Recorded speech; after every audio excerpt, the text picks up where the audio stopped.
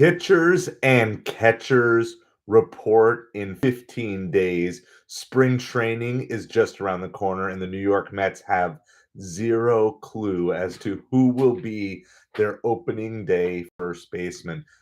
The New York Mets situation at first base is just utter chaos right now. It seems like new rumors are popping up just about every day. What we're going to do is I'm going to dig into the rumors that we've been hearing a little bit more regarding whether Pete Alonso will come back or not, what other options the Mets have both in-house as well as on the trade market. And we're going to do some stat comparisons too, just so you can get a little better idea as to what the different options are.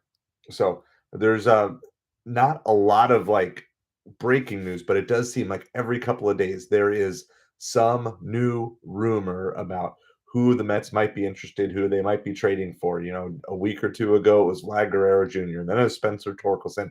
Now there's a new name in the mix, Ryan Mountcastle.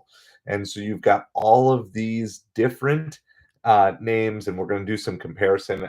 Just a couple of things that I wanted to share, and I've got stuff up everywhere. But here is this is from Jeff McNeil. He was interviewed, and he said this regarding Pete. He said, "I hope he's a Met. He's one of my best friends that I've ever played with, and I would love to have him around, but I want what's best from him." So Jeff McNeil wants him back. I think most people want Pete back. I also think that most people really don't think that anybody else is going to make a better offer. And so I found this article as well. MLB Network's Jim Duquette sounded confident last week that the Toronto Blue Jays landing free agent first baseman Pete Alonso was out of the equation after Toronto agreed to a 5-year deal worth $92.5 million with outfielder Anthony Santander. During Monday's edition of SNY Baseball Night in New York program, MLB insider Andy Martino suggests the Blue Jays will not match what the New York Mets already offered Alonso. During the Mets owner what Steve Cohen referred to as an exhausting conversation and negotiation process. He goes on to say the final Mets offer that Alonso turned down, that's going to be tough for him to beat with the Blue Jays, Martino explained. That was the $70 million that we had talked about for 3 years, additional deferred money. That could have been a real win, probably in the ultimate dollar figure would have looked like for Alonso. In other words, as far as we know, $70 million for 3 years is the best Alonso deal that has been offered anywhere. So it's not like the Mets are underbidding other teams. It's not like they're saying they don't want him back. They're just saying, look, we want you back, but we believe this is your market. In fact, we believe we're offering you the top of the market. And based on what the market is showing, that nobody is signing him. Nobody's reaching out to Pete to offer him drastically more money or really any more money, not even the Blue Jays, the team that has been most associated. I don't know. It's just hard to do too much more than that at this point. And so what I wanted to do, though, we wanted to cover a little bit of the rumors here. So I've got one more article regarding Ryan Mountcastle. And so Ryan Mountcastle is a 27-year-old right-handed hitter. His best season was 2021 when he had 33 home runs and 89 RBIs. Last year's number dipped, but he did have a career high batting average at 271. So he had 13 homers and 63 RBIs in 124 games. Again, with Alonso possibly exiting, the Mets need a first base option for opening day.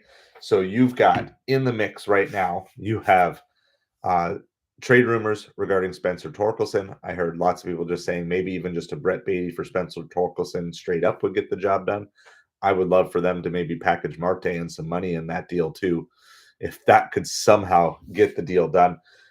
There is Ryan Mountcastle as an option. Of course, there is re-signing Pete. There were rumors about Vlad Guerrero Jr., but I don't see that happening unless the Blue Jays sign Pete. I just don't see them parting ways with Vlad Guerrero Jr. For if they don't already have another power hitter to fit in his place. And then you have the in-house options. And so it's been reported that both Brett Baty and Mark Vientos have been taking reps at first base though the sources I've read have said that the Mets really want to keep Vientos at third. That is their goal. They want to keep him at third as his primary, let him be uninterrupted. And I think that's actually a really good decision headed into his second, maybe not full season, but his second really full season at that. You don't really want to mess with players who are still adjusting to the majors. So if you stick Vientos at third, you could do some things like have some sort of Baty and Winker platoon possibly for first base. But then it's really a mess because everything is speculative here, and it just really leads you to believe one, how long is Pete willing to wait? Okay, because is Pete willing to sit out? Is Pete willing to sit out a month or a season? Is he willing to give up an entire year? And truthfully, if the concerns are about him aging and his numbers declining, sitting out a year could be absolutely horrible for him. The other question on the other side is, are how long are the Mets willing to wait for Pete? Because obviously the Mets don't want to be trading away prospects for a first baseman that's just going to back up Pete. That they don't want to be doing that. So how long are the Mets going to be willing to wait for Pete to come along?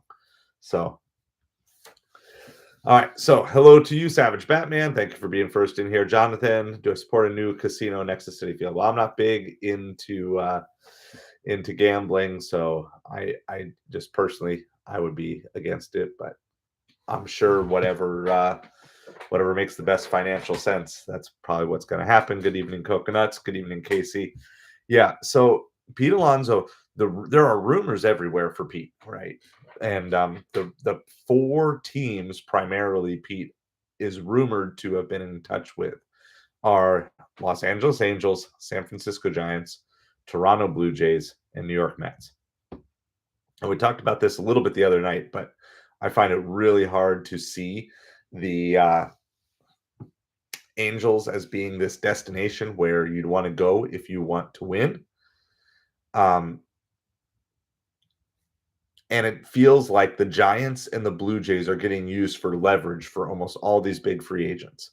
The Giants were used for major leverage for Aaron Judge. The Blue Jays were used for leverage for Shohei Ohtani. And doesn't mean they never sign anybody, but it always just seems like whenever the big names are out there, it's like you're always going to hear Blue Jays, Giants. And I just wonder how much of this do teams know that, yeah, these teams have interest, but we don't really want to go there. And agents are like, my client really doesn't want to go with you, but we want to get a quote from you so we can use that to play off of other people. So, um, you know, Pete will give good protection, yeah, but I think the issue is Pete needs protection himself. I don't. Pete needs a star bigger than him in the lineup to take the pressure off of him and to not let him be the focal point of the team. And that's why having a Soto is, to me, that's a great pairing for Pete because then all of a sudden, Pete doesn't have to be the superstar. Pete can be the really good offensive power hitter that you can place wherever you want him exactly. Pick the spot that you like him best in the lineup and just know, like, yeah, you can go out there and your 220 batting average or 230 or whatever it is, that's not going to hurt us too much because you can just go out there with the goal to just hit line drives and hit home runs and do that. So, yeah, I don't know. And I mean, I would trust that Pete is working out, and you would think that both teams. I don't think the Mets are going to go into spring training without knowing what their first base plan is. Yeah, I mean, and maybe that's what it is. I guess that's the one scenario is you go, the Blue Jays sign Pete, let him play first base, keep Vladdy this year, try to make a push for it because Vlad has been working on third base some, and you run with the pair for the year. Maybe that works. I don't know. Um, yeah, I think for starting pitching, Casey, I think the most likely for any of these teams, whether it's the Angels or the Mets, most likely is signing. There's what, three or four of these veteran free agents, and you can probably get almost any of them for 1 year, $20 million if you just want a big name starter. It's probably some can probably come cheaper than that, but Flaherty, Scherzer, Kershaw, there's at least one more, Pavetta. You got all these people, they're all out there, and so they're most of them, I won't say all of them, but most of them are gonna end up with the team, and it's just gonna be a matter of who caves and decides, "Hey, yeah, we really need that one more starter." Pete being with Boston, I mean, here's the thing, I don't particularly if he's not with the Mets, I don't really care where he goes, right? Like, obviously, I wouldn't want him to go to the NL East, so I wouldn't want him Braves, Marlins, Nationals, but beyond that, I don't really care. If he leaves, he leaves. I'm a fan of the team. Like, yeah, I'll still cheer for him as a person and as a player, but not against the Mets. So I don't know.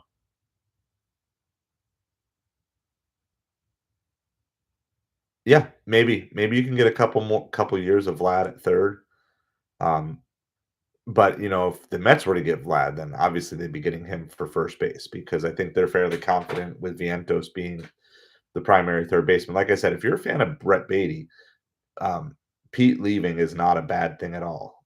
Pete leaving, unless Baty gets traded, of course. But if Pete leaves and the Mets stand pat, then you're probably talking some combination of Winker and Baty. Of course, you're probably going to be giving Brandon Nimmo lots of rest. We talked about that yesterday. So you're probably going to have lots and lots of times where, you know, you're just starting with some of your guys that you got to be your bench guys, but they're going to end up being starters. And, I know that the season isn't won or lost in the first month of the year, but it's not ideal as a fan and as a team to just be going in with, okay, yeah, well, we've got, Nimmo is still injured, so now we're going to be playing these guys, and this first base position, which we've had locked up for whatever it's been 5-6 years, where it's been Pete. Now we've got uncertainty there, and we're talking about trades,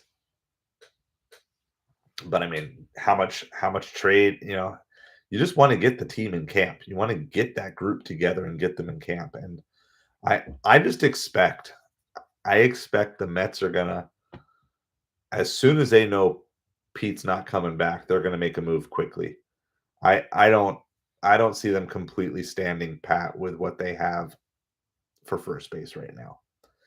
And whether it be Mountcastle, whether I mean, it would be interesting if the Blue Jays did sign Pete, if they would be more likely to deal Vlad because he is entering the final year of his contract. So maybe they take Pete and try to cover most of Vlad's production and then trade Vlad to get another couple of players or prospects.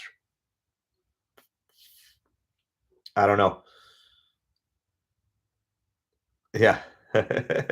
Stroman was a pivot. Yeah, I know.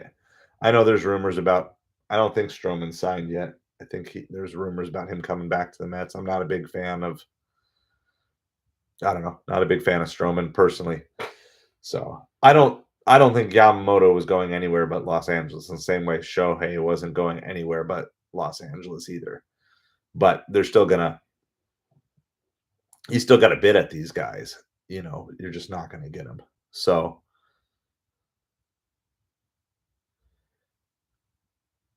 yeah, well, I mean, most of these guys probably have gyms and workout sessions and off-season coaches and doing things. So no, I mean, well, so Savage, I mean, in one way, yes, but in the other way, he's better than any first baseman that the Mets could get. So that actually brings me to a good thing here. So let me bring this up. I just wanted to throw up last year's stats, and I'll show this for you here really quick.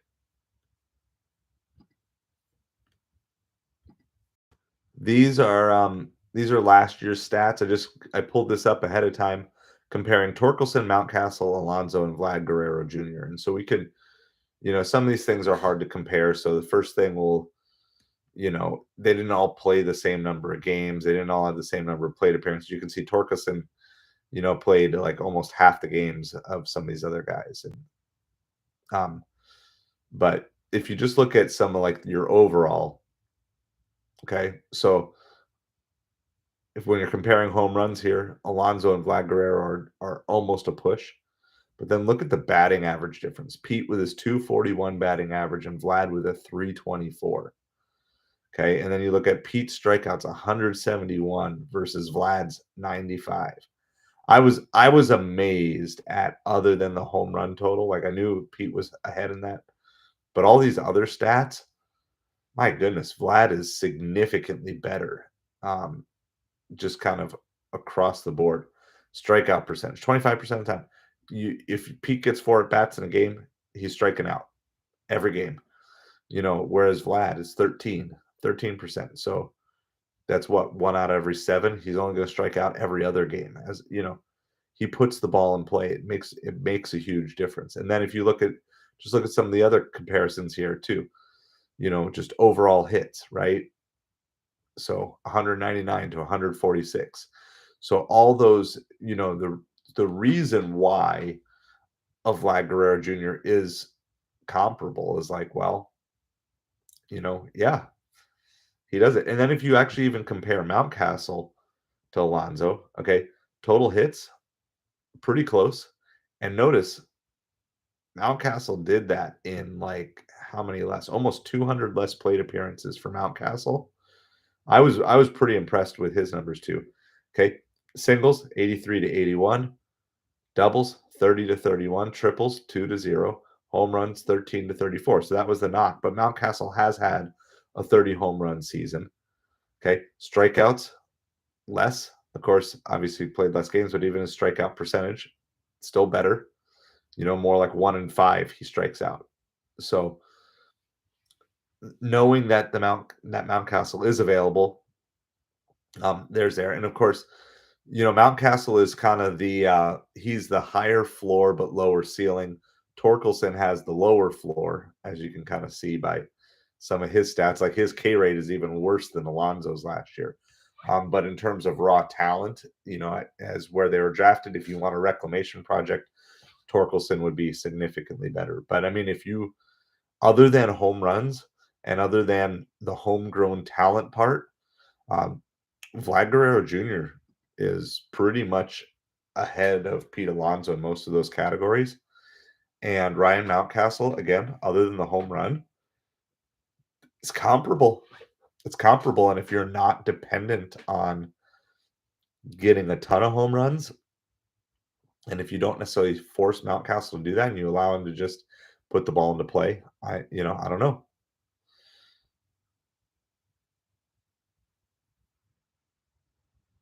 Yeah, well, I mean, it sounds like they've offered 3 years for 70, and I just don't think the Mets want to be locked in to an aging first baseman much beyond that. I mean, it's nice and romantic to say we want Pete to be a Met for life, but the reality is you also don't want to be saddled with a contract of an aging first baseman who is just not going to be able to be there. And any contract is going to have opt-outs anyway. So if Pete has a good season, he's opting out, and you're going to be doing this whole thing all over again too. So, um, I wonder if Pete ends up and the Mets just end up agreeing on a 1-year deal. I wonder if that might be, at this point in time, it's essentially like the opt out, but maybe do a 1-year with an option. Maybe you do a 1-year deal with an option for Pete, where like, and I don't know if that'd be a player option or a team option, but you could do like a 1-year deal with an option. So, maybe that's the only way you get this done. Just say 1 year, 27 million or whatever, 25 million. I don't know what the number would have to be, but we'll sign you for 1 year. And next year, the Mets say we're going to go after Vlad Guerrero Jr. And next year, Pete, have a good year, go out and get your bag, and you can get your 4-year, $80 to $100 million offer. I just wonder if that's maybe the direction that this is ultimately going to end up in. But I think if you see Mets, if the Mets pull off a trade here for Mountcastle, Torkelson, or some other name that has not yet come up, I think that's the sign that Pete's tenure in New York is done. I think until you see the Mets actually make a move other than Pete Alonso, I think you're fine. Like, if you're in the camp of cheering for Pete to come back to the Mets. But I think if you see the Mets make a move, I think at that point, I think the Mets are done. The Mets are done with Pete. But I'm just wondering at this point, maybe that's the compromise that both Pete's camp and the Mets need is just, you know what, let's just make a 1-year deal. 1 year, 27 million, and then we'll just handle it. Come to camp, come be a part of this season. Come see what it's like to hit with Soto in the lineup. Come get that shot. I mean, of all the teams that Pete's rumored to go to, the Mets are the most likely to go have a deep playoff run. Obviously, nothing is guaranteed in baseball, but just based on everything. And so maybe that's the simple answer here is the Mets and Pete Alonso just need to come together, sign a 1-year deal, go for the World Series this year. Mets can be all in at the trade deadline if they need to get another starting pitcher or two, some relief help, another outfielder, another catcher, a backup catcher or something like that. Mets could be all in, go for it. If it doesn't work out this year, Pete goes, Mets can get Vlad for next year or some other first baseman. But I'm just thinking that that's just more and more. I wonder if you just kind of like scratch out, okay, look, negotiations haven't gone well for either side. They're frustrated with each other. The Mets want Pete Alonso back for next year. Pete Alonso, I think, wants to be with the Mets for next year. So let's just do a 1-year deal.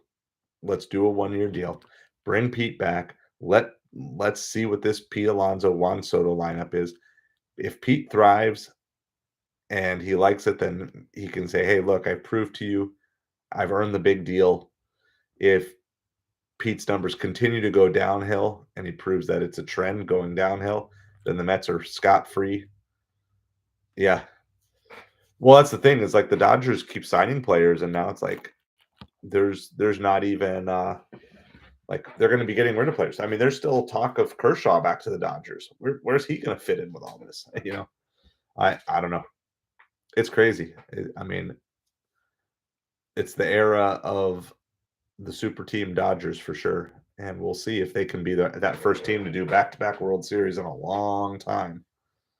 So, yeah, it's good. It's good to have teams to hate. Having teams to hate is good for sports. As much as people say I don't want to see the Chiefs in the Super Bowl, I guarantee you there's going to be a whole lot of eyes watching that Super Bowl. Because it's the same thing with Brady. Like, gets so frustrated with the Patriots and Brady, but it's like, yeah, but I'm still going to watch it. I'm still going to watch the greatness. And so, yeah, it's just the era that we're in. So anyway, that would be my suggestion. And I haven't heard that suggested anywhere else. So David Stearns, if you watch this video, what I would recommend is make Pete a slightly higher than what you were offering 1-year deal. No, if you want to do some sort of like an opt-in, maybe, but like a mutual player team option. So if they really offered 3 years and 70 million, just offer Pete just for this one season, $28 million, $27 million, something like that. One season. It's your prove it year. It's your chance to prove that the Mets should sign you and give you that big deal. It's the Mets' chance to go all in for the World Series this year. I don't. That's the best. That is the best idea that I have at this point in time. Let's get this done. Let's get to spring training. Like, yeah, we're gonna have to do this whole thing next year, but at least that's good for content creation, right? Pete Alonso drives clicks. So I don't know. There wasn't too much else left. I mean, I kind of went through the news. Kirby Yates, is going to the Dodgers bullpen. There is a little update on Max Scherzer here that I've got, so I'm going to do.